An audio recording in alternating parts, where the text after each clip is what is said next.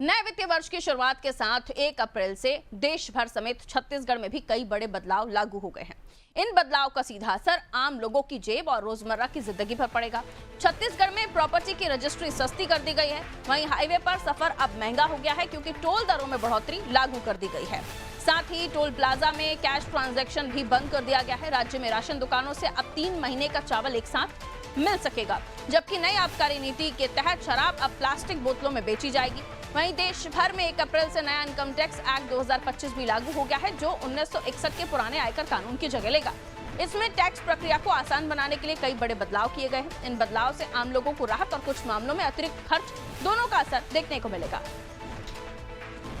तो 1 अप्रैल से छत्तीसगढ़ में कई बड़े बदलाव हो रहे हैं। राशन दुकानों पर 3 महीने का चावल मिल सकेगा। इनकम टैक्स दरों में कुछ बदलाव, जो टैक्स है, टैक्सेशन पॉलिसी है, उसमें भी कुछ चीजों का बदलाव किया गया है। प्रॉपर्टी रजिस्ट्री सस्ती हो जाएगी, लेकिन हाईवे पर आपका सफर महंगा हो जाएगा क्योंकि टोल बढ़ा दिया गया है। और भी क्या बदलाव हुए हैं, आइए जानकारी लेते हैं। हेमा हमारी सहयोगी हमारे साथ जुड़ रही हैं, उनसे हम जानकारी लेंगे।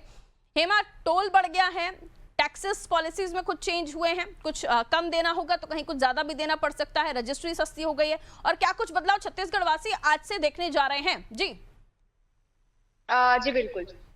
नया वित्तीय वर्ष आज से लागू हो गया। इस अवसर पर छत्तीसगढ़ सरकार ने जनता के लिए कई सौगातें भी दी है। वही आम लोगों पर आम लोगों की जेब पर इसका सीधा असर पड़ने वाला है। बता दूं कि नए वित्तीय वर्ष के तहत जो है राज्य में प्रॉपर्टी खरीदने वालों को बड़ी राहत देते हुए टैक्स दरों में कमी की गई है। बता दो कि 12% सरचार्ज की कमी की गई है, जिससे जमीन खरीदने वालों, दुकान और मकान की रजिस्ट्री करवाने वालों को काफी आसानी होगी। बता दूं कि इससे रियल एस्टेट क्षेत्र को भी बढ़ावा मिलने की उम्मीद जताई जा रही है।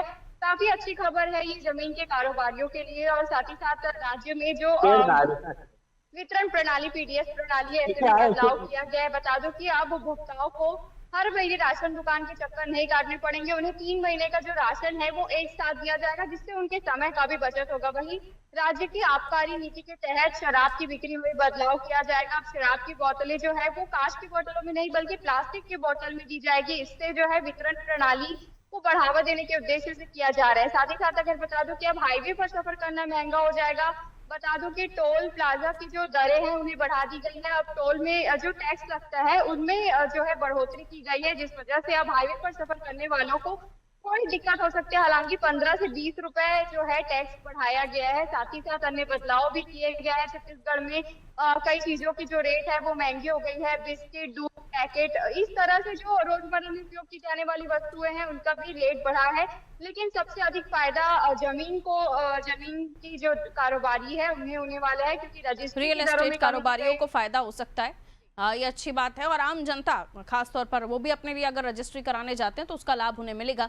लेकिन जो बदलाव है उसकी जानकारी रखिए, ताकि आप किसी भी क्षेत्र में हो, टोल प्लाजा पर जाएं, टोल टैक्स आपका भरना हो, तो आपको ये जानकारियां होनी चाहिए। और प्रदेश में जो बदलाव होते हैं उसको लेकर एक जागरूक नागरिक का कर्तव्य है कि वो जानकारी रखे। बहुत अच्छी जानकारी है, मैं बहुत शुक्रिया जानकारी के लिए।